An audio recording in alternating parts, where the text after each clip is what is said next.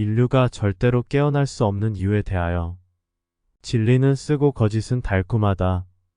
이런 당연한 명제를 말해줘도 이해하기 어려우며 막상 진리를 왜 추구해야 하는지 모르는 경우가 대부분이다. 그만큼 교육에 이미 점령당했으며 스스로 탐구심이 부족한 탓이다. 각자의 인생인데 그냥 홀로 알다가 가면 그만인데 성가시게 깨어나라고 외친다는 것은 어리석게 보이기도 한다. 밟히면 밟힐수록 더욱 강해지는 것이 깨침의 세계이다. 누르면 누를수록 솟아나는 것이 진리에 대한 열정이다. 인간은 원래 이 척박한 세상에서도 잘 적응하도록 적당한 육체와 적당한 의식과 적당한 오온을 가지고 태어난다. 어찌 보면 삶은 축복이며 은총이라고 볼 수 있다. 시키는 대로 하라는 대로 사회가 원하는 방향으로 나아가면 그나마 성취감과 행복도 맛보는 것이 이 세상의 규칙이다. 간혹 보이지 않는 신 그들의 손길마저 느껴진다면 순수 이성의 끝에 올라 초인과도 같은 삶을 살아가기도 한다. 과거를 거울 삼고 미래에 대한 희망을 갖고 지금 이 순간을 충실히 열심히 살아간다. 간혹 절망도 있지만 스스로 격려하며 한 발자국씩 전진한다. 그러나 인류는 거대한 존재에 속고 있음을 모른다. 의심을 일으킬 여유도 없고 의심 자체를 거부해버린다. 왜냐하면 존재에 대한 의심은 삶에 도움이 되지 않으며 오히려 자신을 피폐하게 만든다고 생각하여 회피하기 때문이다. 실제적으로도 즐겁지 않으며 없던 괴로움마저 생겨 불쾌해지기 때문이다. 즉 인류에게는 본능적으로 존재를 볼 수 없게끔 스스로 거부하는 장치가 설계되어 있다. 존재를 볼수록 컨디션이 안 좋아지며 피곤하게끔 DNA에 각인되어 있다. 또한 의식주 해결을 위해 하루 대부분 시간을 몰두해야만 한다. 사색적이거나 철학적인 것은 배부른 자의 망념이라고 생각한다.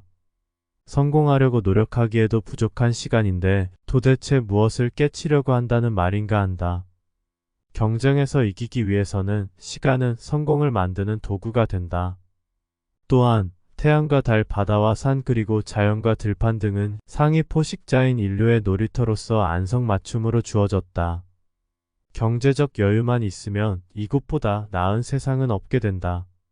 즉 천당과 극락 같은 천상의 세계는 하나도 부럽지 않으며 이곳 현실에서 영생하여 오래도록 살기를 원한다.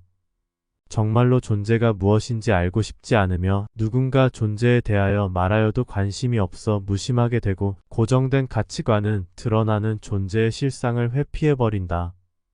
또한 매트릭스적 메커니즘에 갇혀서 과학을 맹신하고 매스컴을 믿고 교육에 속다 보면 보편화된 진리와 알려진 진리, 대중화된 진리와 허용된 진리 이외의 것은 모두 이단이며 외도로 취급된다. 이외에도 존재를 안다는 것에 대한 거부 이유는 많으며 존재를 본다는 것 자체가 인류에게 허용되지 않는다. 이런 현실에서 누군가 부조리를 느끼되 자살하지 않고 계속 살아가려면 산으로 가서 승려가 되는 길밖에는 없다. 정말로 승려 이외에 다른 어떠한 방법도 없다. 그럼 애도 어떤 특정 이유로 승려가 되지 않는 사람은 지독한 제가자의 삶을 살아갈 수밖에는 없게 된다. 그러면 부조리에 못 견뎌 산으로 들어간 승려는 과연 수행을 통하여 존재를 정확히 보고 아는가? 그렇지 않다.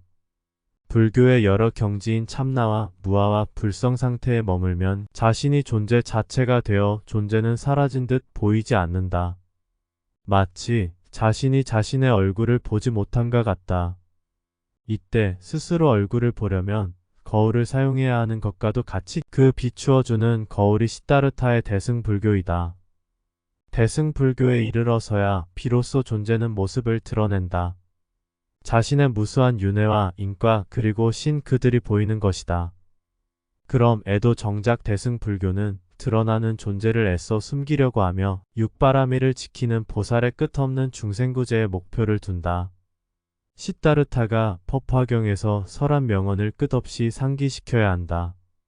아라한과 보살들 너희들은 아직 수만 번 더 태어나야 붓다가 된다. 이것이 시다르타가 말하는 윤회의 확정성이다.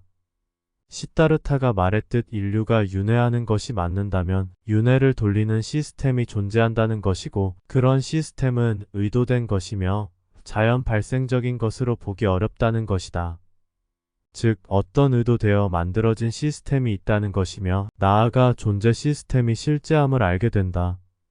이런 기본적 직관은 여러 깨침의 과정이 없이는 절대 드러나지 않는다.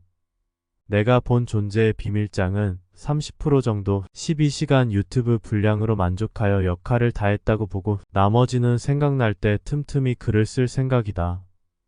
그러나 이마저도 조회수를 줄이거나 의도적 힘이 가해지다면 더 많은 존재의 비밀을 알리며 공유할 것이다. 어떻든 인류는 존재를 못 보도록 프로그래밍 되었다. 괴로움은 존재를 보는 훌륭한 동기부여가 된다.